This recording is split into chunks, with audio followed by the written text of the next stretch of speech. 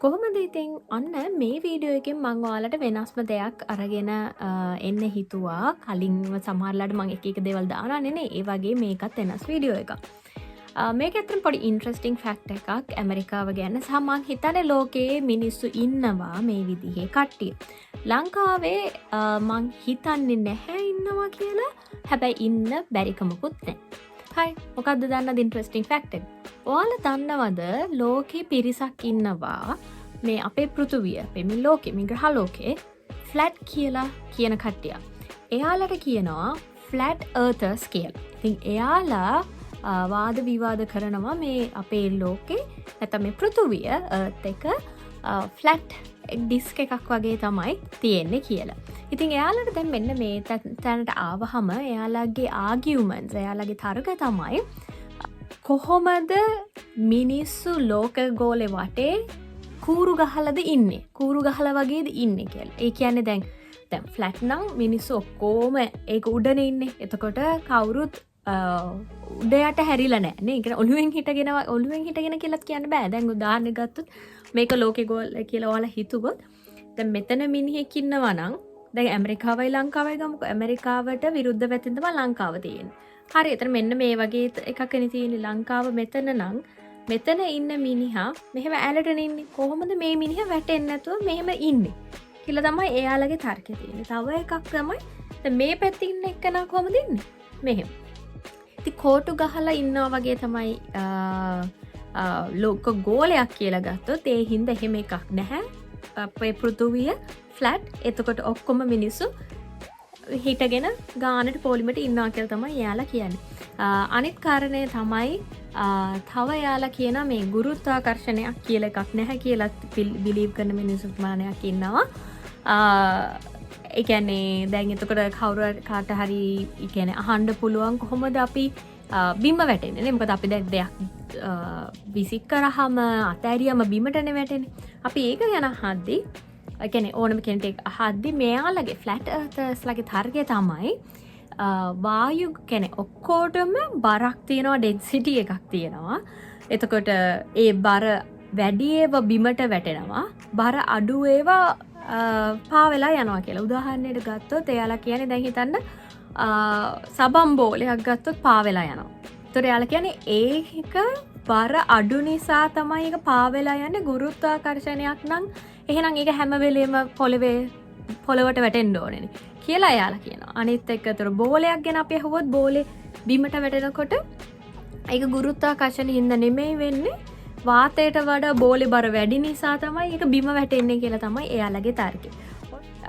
අනිත් කාරණේ තමයි එයාලා අහනවා බිම වැටෙනවා කියලා කියන්නේ කොහොමද? කියන්නේ උඩ පල්ලෙහා කියන එක කොහොමද එන්නේ කියලා.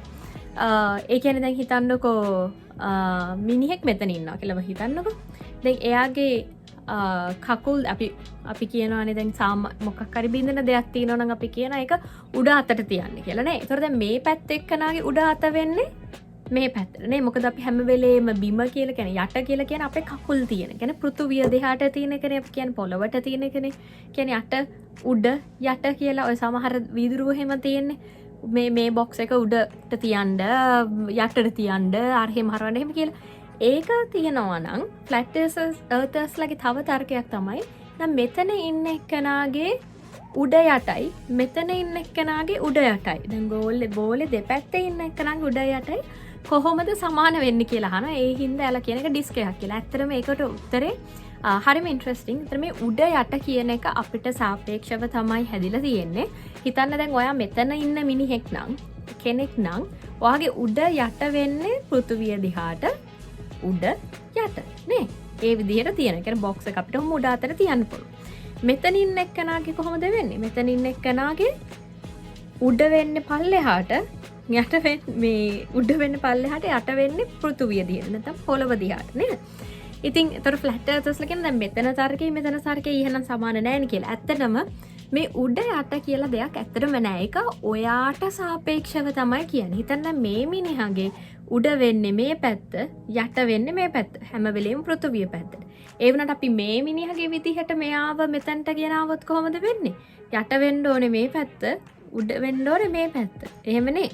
ඒ විදිහට තමයි ඉන්න ඕනේ. හැබැයි එහෙම එකක් නෙමෙයි මේ උඩ යට කියන එක. වම දකුණ කියන එක. ඇත්තටම අපිට සාපේක්ෂව තමයි කතා කරන්නේ නේද? ඔන්න ඔය වගේ තර්ක එක්ක ෆ්ලැට් අර්තර්ස්ලා පෘථුවිය ගෝලයක් කියන කට්ටියත් එක්ක තර්ක කරනවා මෙහි ඇමරිකාවේ ඇත්තටම. ආයෙත් තව එයාලගේ දෙයක් මට ඇත්තටම කියන්න ගුරුත්වාකර්ෂණය ගැන කතා කරද්දී එයාලා ගුරුත්වාකර්ෂණයක් කියන එක බිලීව් කරන්නේ නැහැ. ඇත්තටම සයන්ස් කියන දේ බිලීව් කරන්නේ නැහැ කියන්න පුළුවන්. ඉතින් නේ ගුරුත්වාකර්ෂණය බිලීව් කරන්නේ නැහැ කියන්නේ. එයාලා අහනවා දැන් අපේ වාතය තියෙනවනේ නේ. දැන් වාතය අපිට මේ විදිහට තියෙන්නේ ඇයි? ගුරුත්වාකර්ෂණය හින්දා. ඒ වුණාට දැන් අපි ඔහොම උඩට යන ඇට්මොස්ෆියර්, ස්ට්‍රැටොස්ෆියර්, එක්සොස්ෆියර් ඔහොම උඩට යනවනේ. එතකොට එයාලා අහනවා එක මොහොතකදී අපිට වැකියුම් එකක් එනවානේ. එතකොට වැකියුම් එකකුයි දැන් ඒ වාතාවුණු ගොඩකුයි වැකියුම් එකකුයි තිබ්බොත් ඔයාලට මොකද්ද හිතෙන්නේ? මේ වාතාවුණු ටික වැකියුම් එකට ඇදිලා එන්නේ නැත්තේ. ඇයි ඒ කියලා නේ?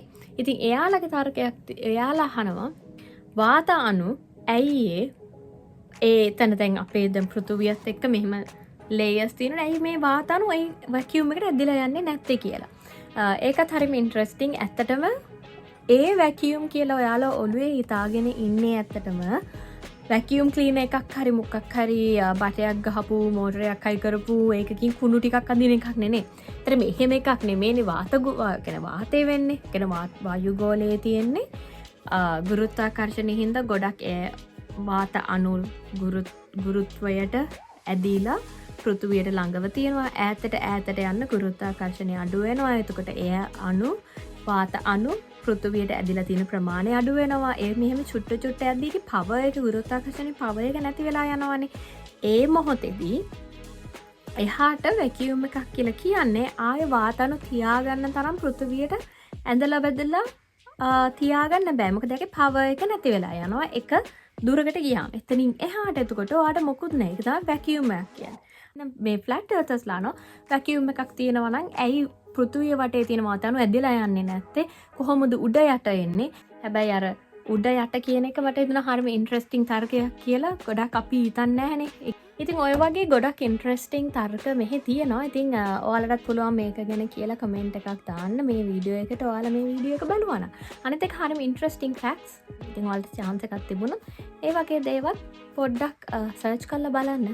එහෙනම් තවත් වීඩියෝ එකකින් අපි ළඟදිම හම්බ වෙමු.